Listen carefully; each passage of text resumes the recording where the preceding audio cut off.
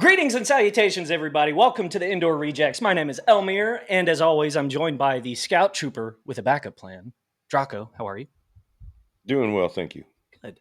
We're also joined by the tallest Ewok on the Forest Moon, Molimo. How are you? Fantastic. Good. What are we doing today?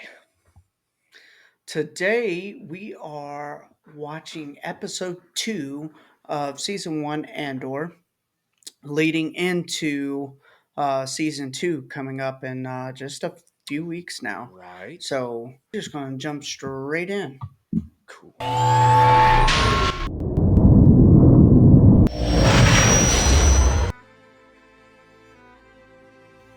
Is the music always the same?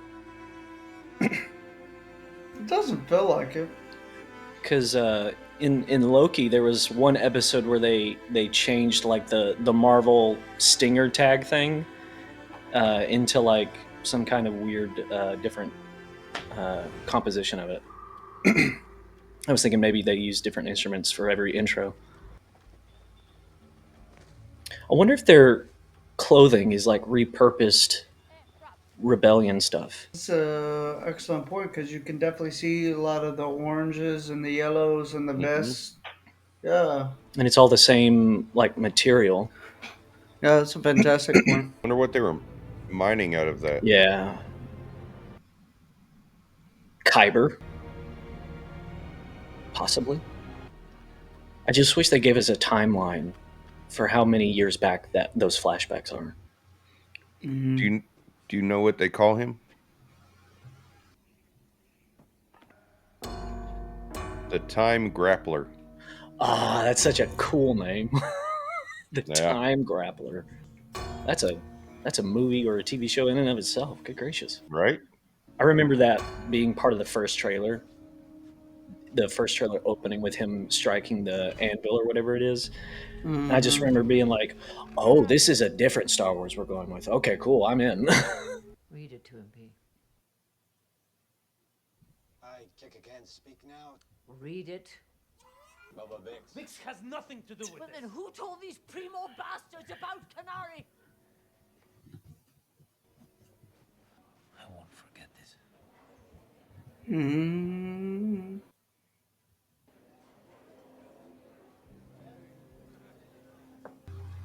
Don't do it. It kind of makes me wonder if Tim's suspicion in the previous episode was just thinking that Bix was cheating on him with Andor, Mm-hmm. or if he was had multiple reasons.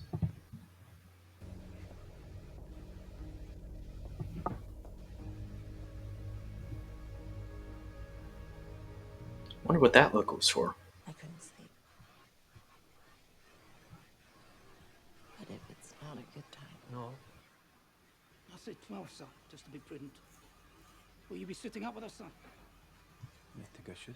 Whenever these two have conversations like this, it always makes me wonder which of the two of them is more eager. I think they're just both So, just just having a crush on each other a little bit there.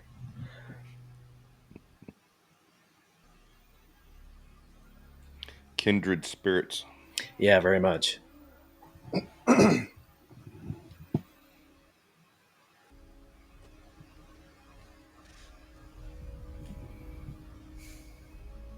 Man, the production design in this entire show is so good.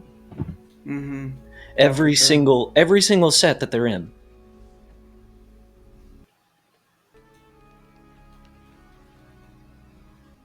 Pretty cool looking blaster too. Yeah. I was gonna say it reminds me of K's blaster from Blade Runner 2049 a little bit. I'd like to get a replica of that.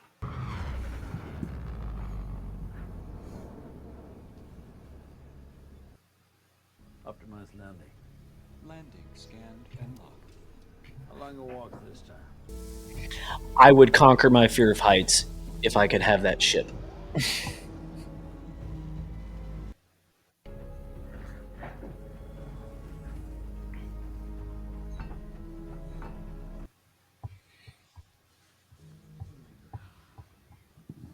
Y'all think that's Mandalorian still? Beskar. I think they mention what kind of metal it is, don't they? Okay. I don't Hmm. remember. I might be Kind of wrong. looks like it though. It does a little bit, yeah.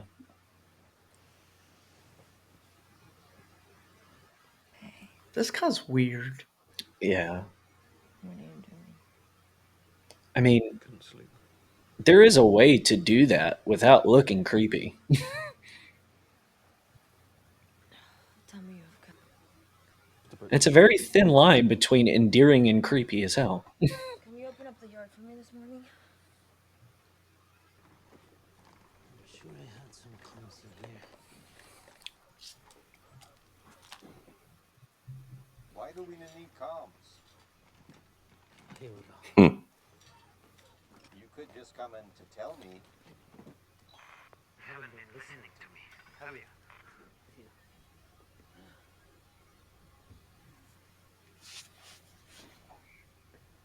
I think this lady just needs a loth cat.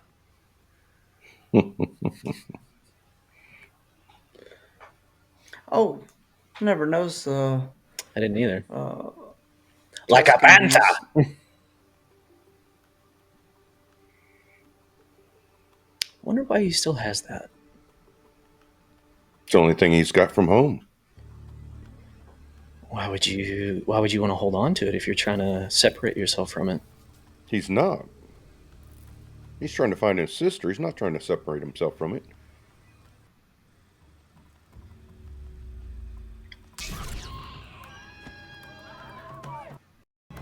He's about as accurate as a trooper.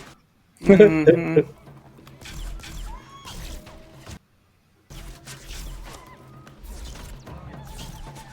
Dang. Let me ask y'all something. Why would they not do anything whenever they saw him getting up? I was wondering the same thing.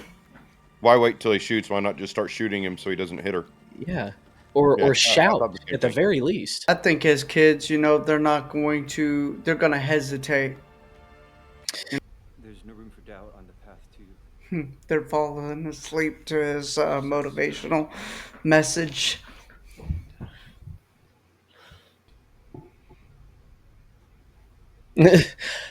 I wonder if that's more of a narrative thing for the guy in the back. I forget his name. Like, he's not used to doing this, is he? Yeah. Maybe I have a bit too much respect for him. You know? That's one good thing about closed captioning. We'd have had names. Carry on. Yeah. I'm wondering if we'd have got what they were speaking, that other language, on that other island Yeah. or planet. What is the name of his Kids. planet? Kanari. Kanari. Kanari.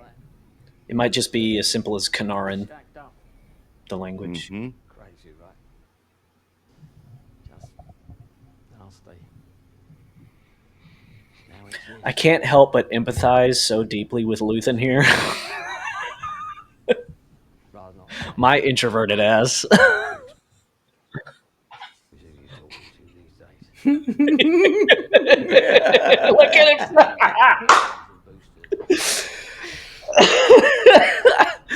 But at least this guy is pleasant. Most of the time when people are complete strangers and they're trying to talk to you, they're really awkward and annoying about it.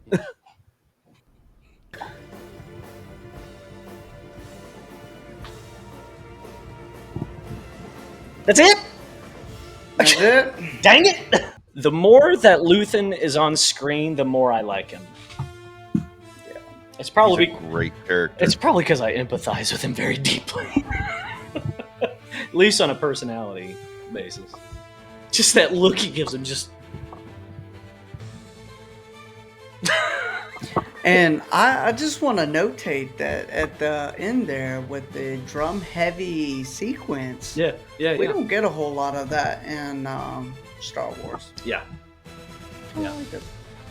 I wrote panic over Andor's home planet, so like the fact that, his mom and they don't necessarily want anybody knowing where he's from, is why I said, he's trying to separate himself from his past, other than trying to find his sister.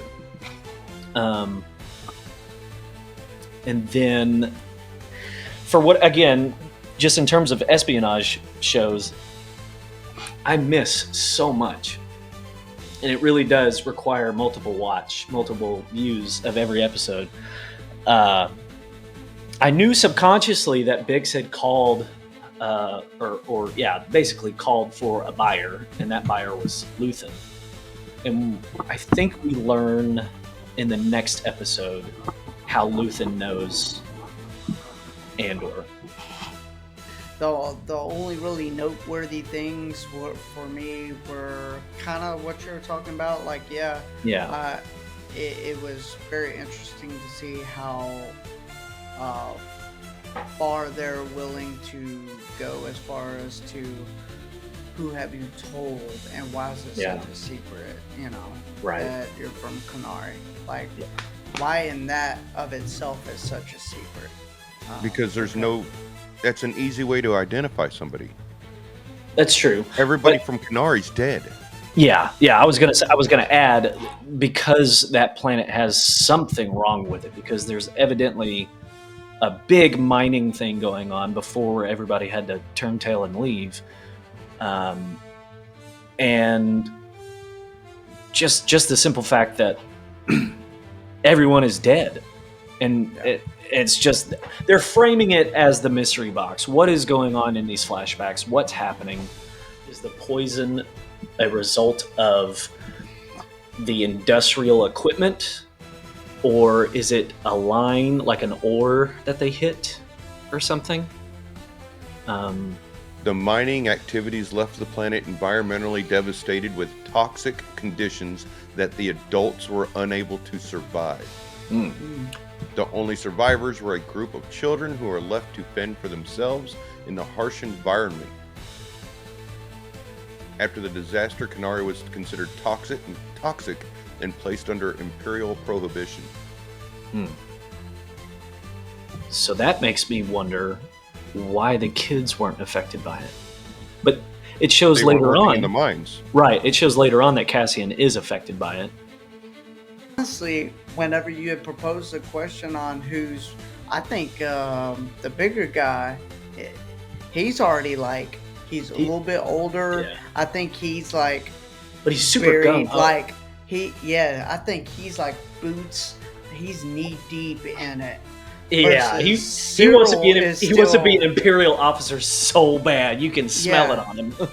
Right. Versus Cyril's just like, I think his whole motivation was two members of his unit died and he just wants justice for them. I don't think he's like trying to stick his nose up someone's bum to get a promotion. Yeah, he's like a very loyal cop or detective. Right. Yeah. But the big guy, I apologize. Did y'all catch his name? I didn't. Okay. But he looks like he's knee deep in his own. Yeah. Yeah. He's smelling his own fumes quite a bit. Yeah. So. I think he's just got a hard on for a fight. Yeah. He wants he Well, wants sure. to take it to the rebels. You know what I mean? He's like, it's festering, Yeah. so he wants to stomp out the festering. I don't think he's trying to move up per se. I didn't get that from him. I got that he was just these scum. Yeah. Have He's just very straightforward about it. Yeah. Yeah. Okay. I feel like Cyril has more, maybe not so blatantly, but I do think that he is attempting to move up. Oh, Because absolutely. He does want to prove himself. He wants to prove his mother wrong more than anything. Yeah, but the heavyset guy, I think he was just got a hard on for action. Yeah. Makes more sense. I think Cyril has more of a motivation to get promoted than the other Absolutely. guy. But I would not put it past the other guy to be like, yeah, I'm trying to move up so I can be in the Empire. But I think up until this point we don't get that motivation because we haven't met his mom or anything like that. So we don't. Up until this point, we don't have that motivation. So, was there anything else that you had, Drahko? Oh, just about that gun. Yeah, that- please. It's called an M20 Briar pistol, Okay. and it takes a basis from the K16 Briar blaster pistol from Star Wars Battlefront. Ah, Battlefront. That's Yeah. okay. Interesting. Same gun, just a newer version of it. Man, I love that iterative stuff that they subtly put in Star Wars. I love that stuff. Like Yeah. from the T65 X-wing to the T70 in the sequel trilogy. Despite how bad the sequel trilogy is, the production design in those movies is really, really good. It's so good. Yeah. Yeah. Yeah, this one Yeah. didn't have a whole lot for us to grab onto, but Yeah. that I is think one of the reasons why when I watched Andor for the second time, I turned on closed yes. captioning so I Yeah. can have names. Because Yeah. when I'm just watching it, I'm not really grasping on names other than like Andor and Bix, because Bix Yeah. is gorgeous, but well, that's yeah, why I because remembered her name. subtitles do assist a whole lot. Like I always watch everything with subtitles on. What were those guys called? What was that? 'Cause I took notes last time. Mhm. That group that Cyril and that like Yeah. chief captain, Molani 1. believe what they're called is Primor Security Inspection Team. Gotcha. Mm, Oh, that's why his mom says primo bastards. Yep. So it makes me wonder about the hierarchy between the Empire and the Empire's communication with security teams like that. Is the security team like even getting any kind of funding whatsoever from the Empire? And I believe they are. That's why the Empire came in with all the stormtroopers after they screwed that up. Yeah. I mean, honestly, if Cyril had not pushed so hard, he wouldn't have gotten so screwed over in the latter half of the season. I believe that guy's name was, Sergeant Linus Mosk. Mosk. I know you said that you're not as big on this episode. I think I actually like it a bit more than the first episode. okay.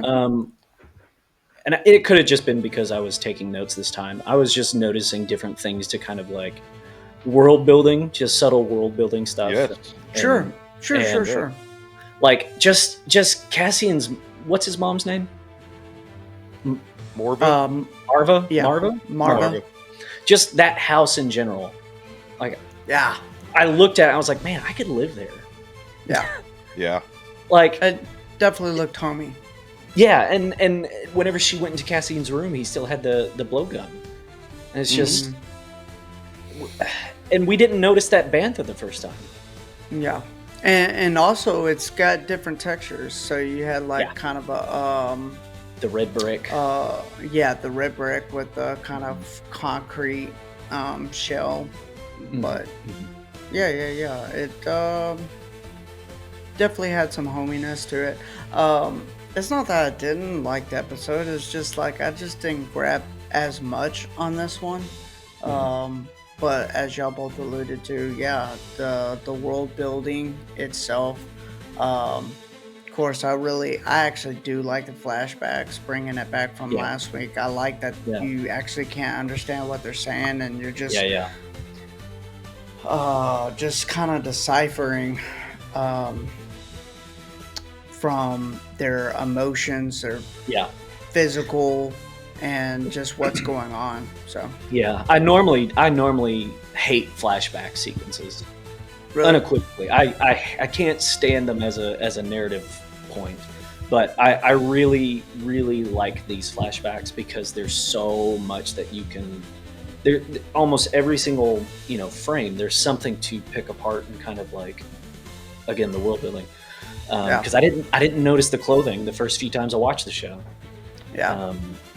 And the fact that like that's one of my favorite things that you can't, there's no subtitles. It's intended for you to not understand them, but to understand them through their body language and their tone. And Yeah. it's very, very interesting. Like, it wouldn't surprise me if that was Cassian's first time going out with the group. Mm-hmm. Yeah. You do agree. get that sense. Yeah. something as simple as all those kids like either stepping over or stepping on that log, but he had to kind of shimmy over just because Yeah. he's a little bit younger, a little bit smaller, and just something as simple as that made me feel like uh, he was having a hard time keeping up. Yeah, With makes the makes bigger me kids. wonder what their roles are in their respective communities.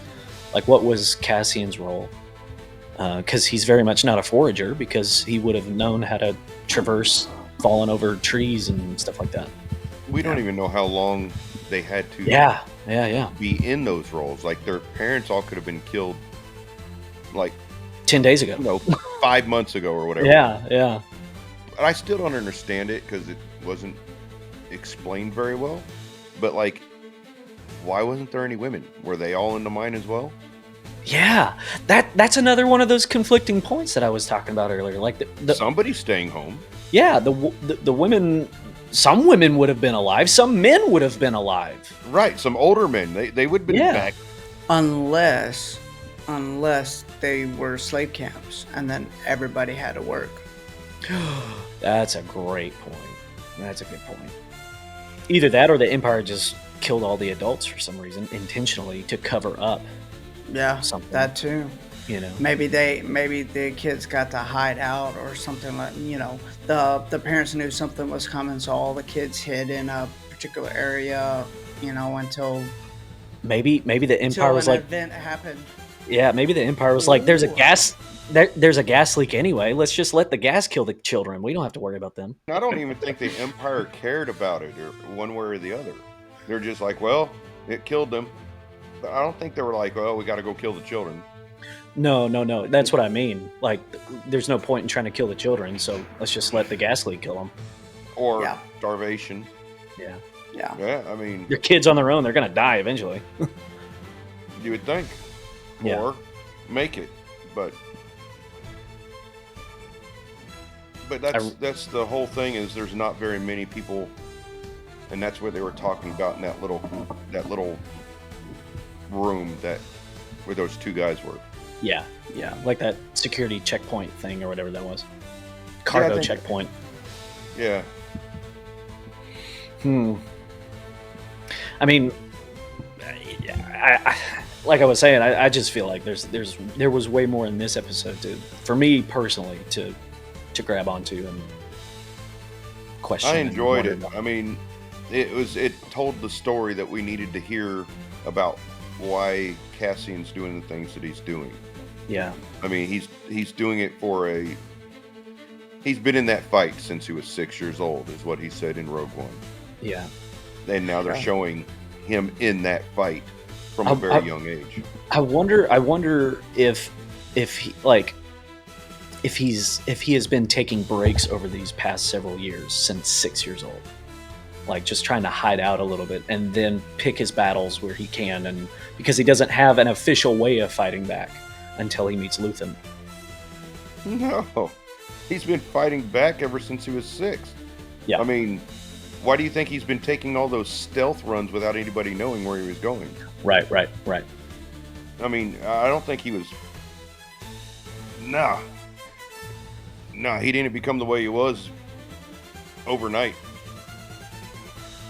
Did I say the word break? I didn't mean to use that word so strongly. Just like lay low, I guess is the best way to put it. I can't even see him laying low. I can see his mom doing it, but he's been flying to other planets. Yeah. Secretly. Almost nonstop. Right. So I don't think that's laying low. I think that's him doing everything he can to fight back against the power. Yeah. So in getting that star finder, I think that's what it's called. Mm-hmm. What is his ultimate goal with that? What is he trying money. to do? Just make money so that he can potentially. What do you think? It seemed like he was trying to get him and his mom off barracks. Yeah. Like just in general. It seemed like that was one of his like first like narrative goals. Yeah. Was to get off of barracks. Well, get his mom off. So almost like put her in his own version of a witness protection program, get her away from the Empire so he can go directly fight them more. I don't know that he was really looking to get her off until he killed 2 people. Right. Up until then, they were doing fine there, and there was nobody looking for him. Right. So they weren't running from anything. They were not before he killed those 2 people. That's true. Yeah, they didn't have. I mean, they didn't care to have an image of him until that point. Right, and he didn't have to try to get his mom, his surrogate mom. He didn't have a reason to get her out of there to run until that happened. Right. But once that happened, that changed everything, and he was just going to run. Yeah. He didn't want to get her out until he found out that they were there. Right. Yeah. So it's more of a thing of like, I just need to get away from my mom to make sure that she's always safe, because wherever I am, danger follows, essentially. That's kind of, just based off of what you're saying, Drahko, that's kind of what I'm kind of inferring, I guess. Yeah, makes sense. But yeah, anyway. I don't think that was the whole reason for him selling that, because he wasn't even going to sell it. The only reason he decided to sell it, he's had that for a while. Yeah. I mean, what was he going to use it for? Right. He's been hiding it for a long time. Even Vic said, "How have you been hiding this from me?" Right. Did y'all remember her saying that? Yeah. And in the last episode. Yeah. Around that, she said something about him making a bunch of runs to other planets and stuff like that. Or Cassian said it. I can't remember who did, but can't believe you've been hiding this from me. Yeah. Mm-hmm. Yeah. So he didn't want to sell it until he screwed up and killed somebody, because his whole thing was getting money to fund what he was doing, and what he was doing was trying to find his sister. Right. Because he had a younger sister, and it showed it in the very beginning. Right. It wasn't an older sister, it was a younger sister. Yeah. It showed it in this episode too. She seems quite a bit younger, but it makes me wonder then, like, if... Or maybe that was just a previous, sorry. Oh, no, that's okay. It makes me wonder, like, if his ultimate goal is to fight the Empire, why would he risk putting his sister in danger just finding her, you know?